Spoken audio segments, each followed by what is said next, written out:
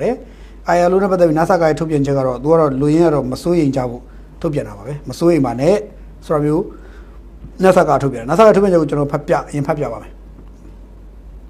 133ကြိမ်မြောက်အပြည်ပြည်ဆိုင်ရာလူသမားရေးညီလာခံကျင်းပနေစဉ်ကာလအတွင်း9ရက်6လ2025မှာမြန်မာနိုင်ငံနဲ့ပတ်သက်တဲ့ဆုံးဖြတ်ချက်ကိုချမှတ်ခဲ့တယ်တဲ့ ILO ကဒီဆုံးဖြတ်ချက်ကိုလေ့လာခဲ့တဲ့အခါမှာ ILO ရဲ့ဆုံးဖြတ်ချက်ဟာနိုင်ငံရေးဆိုင်ရာချဉ်းကပ်မှုများအပေါ်အခြေခံပြီးဆုံးဖြတ်ခဲ့ခြင်းဖြစ်ပြီးတော့မြန်မာနိုင်ငံအစိုးရအပေါ် ILO မျက်နှာစာမှတဆင့်ဖိအားပေးနိုင်မှုရည်ရွယ်ချက်ဖြင့်တစ်ဖက်သက်တောင်းဆိုထားတဲ့ဆုံးဖြတ်ချက်တည်းဖြစ်ကြောင်းတွေ့ရပါတယ်တဲ့ ILO ရဲ့ချမှတ်ထားတဲ့ဆုံးဖြတ်ချက်ဟာနိုင်ငံရေးကိုဖိအားပေးလို့ပြီးဆုံးဖြတ်ထားတဲ့အချက်လက်ဖြစ်ရာတဲ့မြန်မာနိုင်ငံတွင်မိတင်းနေတိုင်းလုပ်ကိုင်ကြတဲ့အလုပ်ရှင်များအလုပ်သမားများစီးပွားရေးလုပ်ငန်းရှင်များပေါ်တက်ရောက်မှုများမရှိနိုင်သောကြောင့်စိုးရိမ်မှုမရှိဘဲလုပ်ငန်းခွင်များတွင်အေဂျင့်စွာဆက်လက်လုပ်ကိုင်နိုင်မည်ဖြစ်ပါသည်တဲ့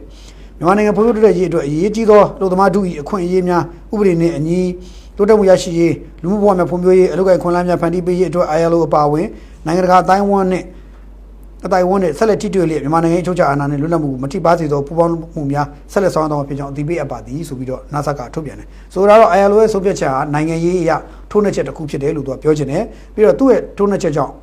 ပြည်တွင်းမှာလုပ်ကိုင်နေတဲ့စီးပွားရေးလုပ်ငန်းတွေပေါ်မှာလူသမားတွေပေါ်မှာထိခိုက်မှုမရှိနိုင်ပါဘူးလို့ဒါကြောင့်လို့မစိုးရိမ်နဲ့လုပ်ငန်းခွင်မှာအေဂျင့်ဆိုလုပ်ကိုင်ကြလိမ့်မယ်ဒါကိုပြောတယ်အဲ့တော့ ILO ရဲ့တချို့သောဒီစီကံသတ်မှတ်ချက်တွေနဲ့ပတ်သက်ရင်မြန်မာအစိုးရအနေနဲ့ကကိုယ်နိုင်ငံအချုပ်အခြာအာဏာကိုမထိပါတဲ့ပူပေါင်းဆောင်မှုမျိုးမှန်တယ်လှုံ့ဆော်သွားမယ်ဆိုတာမျိုး ILO နဲ့ပတ်သက်ပြီးတော့ NASA ကပြန်ထုတ်ပြန်တယ်ပြောရင်တော့ ILO ရဲ့မနေ့က9ရက်နေ့ကြေညာချက်ပေါ့နော်ခုန ILO ရဲ့ဒီပိတ်ဆို့ကန့်သတ်ကြီးကြေညာချက်နဲ့ပတ်သက်ပြီးတော့ဘာပဲပြောကျွန်တော်တို့ကျေးဇူးတင်စရာကောင်းတဲ့နိုင်ငံလေးတွေလည်းပေါ်ပေါက်လာတယ်ကျွန်တော်ဒီညမှာနာမည်တက်ပြောပါမယ်ကျေးဇူးတင်စရာကောင်းတဲ့နိုင်ငံတွေဘာလို့အဲ့ညီလာခံအစည်းအဝေးတွေမှာကန့်ကွက်ပေးခဲ့ကြတယ်ညီလာခံမှာကန့်ကွက်ပေးခဲ့ကြတယ်လူပေါ်ပေါက်ခဲ့တယ်အဲ့ဒါဘယ်သူလဲဆိုတော့1ရုရှား2တရုတ်3ဘယ်လာရုစ်4လာအိုအဲ့ဒီ4နိုင်ငံကတော့ဒီ ILO ရဲ့ဆုံးဖြတ်ချက်ကိုမြန်မာနဲ့ပတ်သက်ပြီးချမယ်ဒီ resolution ချတယ်လို့သို့မဟုတ်ဒီမြန်မာနိုင်ငံ sanction လုပ်မယ်လို့ပေါ့စသဖြင့်အဲ့ဒါတွေနဲ့ပတ်သက်လို့ရှိရင်တော့အဲ့4နိုင်ငံကတရုတ်ရုရှားဘယ်လာရုစ်တာအိုလာအိုပေါ့အဲ့4နိုင်ငံကနေပြီးတော့ကန့်ကွက်ပေးခဲ့တယ်ဆိုတော့ဒီ4နိုင်ငံကိုတော့ဘာပဲပြောကျေးဇူးတင်ပါတယ်မိတ်ဆွေကောင်းပြီးသားဆိုအဖြစ်လှုပ်ရှားရှိတာသူတို့လှုပ်ပေးခဲ့တယ်ပြောစရာရှိတာပြောပေးခဲ့တယ်ကန့်ကွက်စရာရှိတာကန့်ကွက်ပေးခဲ့တယ်မဆိုင်သလိုနေလို့ရပါလေနဲ့သူမနေဘူးပြောစရာရှိတာသူဝင်ပြောပေးခဲ့တယ်လို့ကျွန်တော်နားလည်ပါတယ်ဘာပဲပြောအဲ့ဒီအတွက်4နိုင်ငံလုံးကိုတော့ကျွန်တော် journalist တယောက်အနေနဲ့မြန်မာနိုင်ငံသားတယောက်အနေနဲ့တကယ်ပဲကျေးဇူးတင်မိပါတယ်เนาะအဲ့တော့ NASA ကတော့အစိုးရကတော့သူက ILO နဲ့ပတ်သက်ပြီးမစိုးရိမ်ဘူးပြည်သူလူထုကိုသူကတော့မစိုးရိမ်ဘူးပြီးတော့မင်းတို့ပြောလဲမင်းတို့ resolution ပဲချ sanction ပဲလုပ်လို့ကြိုက်တာလို့ငါတို့ကတော့တိတ်ပြီးတော့မဖြစ်ပါဘူးကွာဆိုတော့ခံစားမှုမရှိတော့ပါဘူးကွာဆိုတော့ပုံစံမျိုးနဲ့မြန်မာအစိုးရကတုံ့ပြန်တယ်လို့ပဲနားလည်ပါတယ်ဘလို့ဒီလိုတုံ့ပြန်တယ်ဆိုပေမဲ့လည်းသို့တော့တက်ရောက်ဆိုးကျိုးလေးတွေတော့ရှိတယ်NASA ကတော့သူကတော့ငါတို့ AC ပါကွာရပါတယ်ဆိုတော့ပြောတာဗျာကျွန်တော်ကတော့ NASA ကပြောတာလည်းမကတ်ကွက်ပါဘူးသူတို့ပြောတာလည်းဒီလိုပဲမပြောလို့ NASA ကအေးကွာမင်းတို့လွှဲလို့ငါတို့စေပကောင်းဖြစ်ရပါတယ်ဝမ်းနေတော့ကြီးကွက်တော့ထိခိုက်တော့နေနာတော့လို့ NASA ကတော့ညှိတွားနေမှာမဟုတ်ဘူးသူကသူ့လို့သူလို့လိမ့်မယ်အဲကျွန်တော်တို့ journalist ကြောင့်နေမြင်နေကြတော့ထိခိုက်ဆုံးရှုံးမှုတွေကအနည်းငယ်တော့ရှိနိုင်တယ်အနည်းငယ်တော့ရှိနေဘူးဆိုလိုတာဗျာ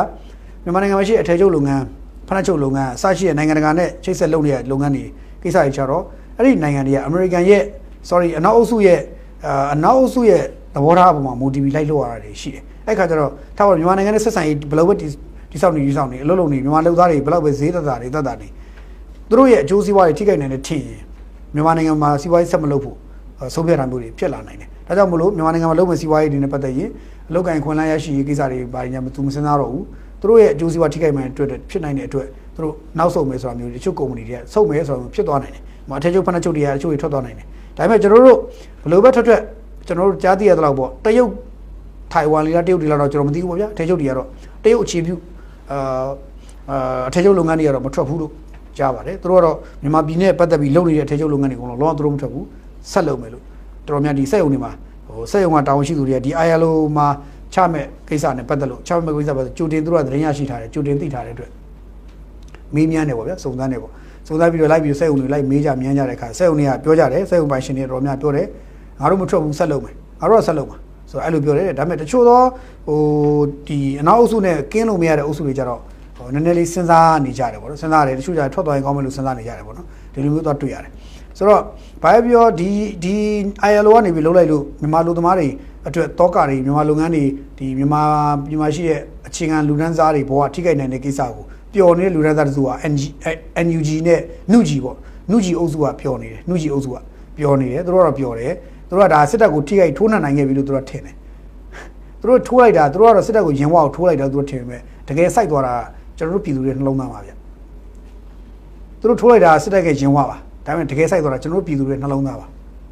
သူတို့နားမလည်သေးပါဘူးခုတည်းသူတို့ကစစ်တပ်ကိုရင်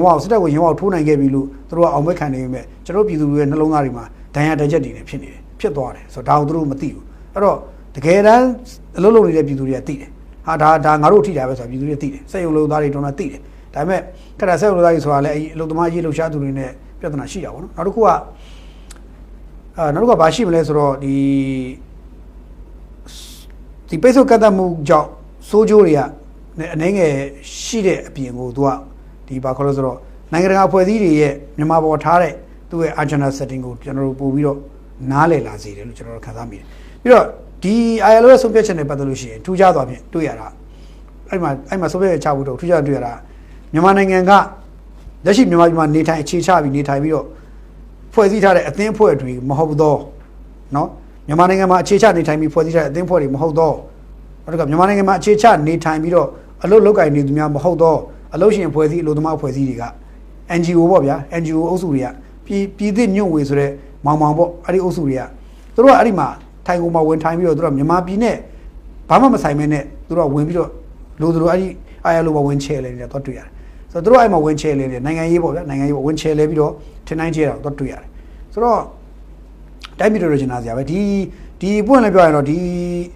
ပြည်သစ်ညွန့်ဝေဆိုတဲ့ပုံကိုပေါ့ဗျာအဲ့ဒီအုပ်စုတွေဒီအရင်တော့ဟန်ချောင်ဝေးတို့ဘာလို့ပါဝင်တာပေါ့အဲ့ဒီအုပ်စုတွေဒီလိုအုပ်စုတွေကိုမြန်မာပြည်မှာခြေချစေခဲ့မိတာမြန်မာပြည်ကိုပြန်ရောက်စေခဲ့မိတာပြန်လာစေခြင်းခဲ့တဲ့ဦးသိန်းစိန်တို့အစိုးရတည်လေတော်တော်လေးကိုတော်တော်လေးတော့မှားသွားခဲ့တယ်ပေါ့ဒီကိစ္စမှာတော့တော်တော်မှားသွားခဲ့တယ်ဆိုတော့ဒီလူတွေမြန်မာပြည်မှာခြေတော်မချတင်ဘူးမြန်မာပြည်သူပြန်လာတယ်မြန်မာအလုပ်သမားရေးသူတက်ကြွလှုပ်ရှားလုပ်တယ်အလုပ်သမားတွေကြားထဲမှာမှိုင်းတိုက်ခဲ့တယ်သွေးထိုးခဲ့တယ်အလုပ်သမားတွေကြားထဲမှာပြဿနာပေါ်တော့ချောင်းတက်တယ်ဒီကောင်တွေကြောက်ပါပဲအဲ့တော့ကျွန်တော်တို့ကဒီကောင်တွေကိုနောက်တစ်ချိန်မြန်မာပြည်ပြန်ခြေချတာကိုမြင်ချင်တော့ဘူးပြီးတော့မြန်မာနိုင်ငံကောင်းကျိုးကိုဘာမှမသိဘူးပဲနဲ့မြန်မာနိုင်ငံကိုနင်းပြီးတော့သူတို့အကျိုးစီးပွားတွေလုတ်ကိုင်ရှာဖွေစားတောက်နေကြတာကိုကြည့်ပြီးတော့ကျွန်တော်တို့တော်တော်လေးတော့အသင်းနာပါတယ်မြန်မာမြေကသူတို့တော်တော်ဝမ်းရည်ဆက်ပါတယ်မြန်မာမြေကဒီလူတွေကိုကြည့်ပြီးဝမ်းရည်ဆက်ပါတယ်ကျွန်တော်တို့အဲ့လိုပြောပြရစီเนาะဒါတော့ပြည်သစ်ညွန့်ဝေတို့အဲ့အုပ်စုတွေနဲ့ UNG အုပ်စုတွေကိုဆက်ပြီးပြောတာပါ